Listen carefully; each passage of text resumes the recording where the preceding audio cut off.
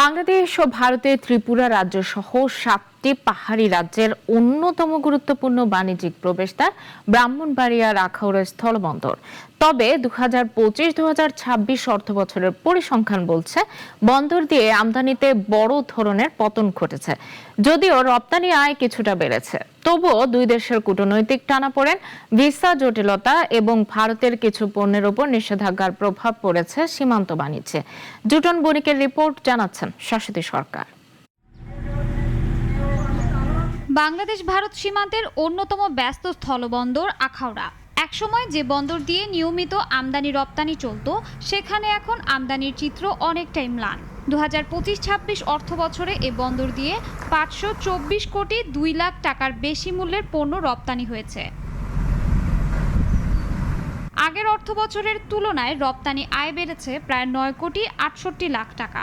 রপ্তানিকৃত পণ্যের মধ্যে ছিল হিমায়িত মাছ, সিমেন্ট, শুটকি, আটা ময়দা ও ভোজ্য তেল। এর মধ্যে সবচেয়ে বেশি রপ্তানি হয়েছে হিমায়িত মাছ। অন্যদিকে একই সময়ে ভারত থেকে আমদানি হয়েছে মাত্র 1 কোটি 96 লাখ টাকার পণ্য, যা আগের অর্থবছরের তুলনায় অনেক কম। 2025 সালের ফেব্রুয়ারি থেকে জুন পর্যন্ত এ বন্দর দিয়ে কোনো পণ্যই আমদানি হয়নি। ফলে আমদানি খাত থেকে সরকারের রাজস্ব আয়ও উল্লেখযোগ্যভাবে কমে গেছে।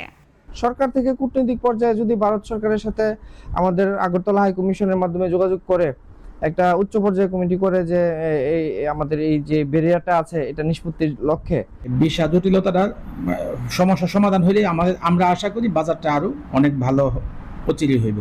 কাস্টমস কর্তৃপক্ষ বলছে, প্রতিবেশী দেশের সঙ্গে পররাষ্ট্রনীতি ও দ্বিপাক্ষিক বাণিজ্য সম্পর্কের ওপরই আমদানি রপ্তানির গতি নির্ভর করে।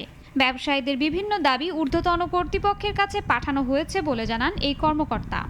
এই বন্দরের কার্যক্রমের সাথে পার্শ্ববর্তী অঞ্চলের অর্থনৈতিক কার্যক্রম বা অর্থনৈতিক প্রবৃদ্ধিটাও বিভিন্নভাবে জড়িত। নানান ধরনের শ্রেণী পেশার মানুষের কর্মসংস্থানও এখানে জড়িত থাকে। সেজন্য আমরা এই বিষয়গুলোকে হাইলাইট করে আসলে আমাদের ঊর্ধ্বতন কর্তৃপক্ষের কাছে তুলে ধরছি। আশা করছি নিকট ভবিষ্যতে সরকার যদি মনে করে তাহলে আমরা এই বন্দরের কার্যক্রমকে আরো গতিশীল করতে পারবো। সংশ্লিষ্টদের আশা, দ্বিপক্ষীয় বাণিজ্যিক সম্পর্ক স্বাভাবিক হওয়া, ভিসা জটিলতা অবসান এবং নিষেধাজ্ঞা শিথিল হলে আখাউড়া স্থলবন্দর আবারও ফিরে পাবে তার আগের কর্মচাঞ্চল্য। শাশ্বতী সরকার, নাগরিক।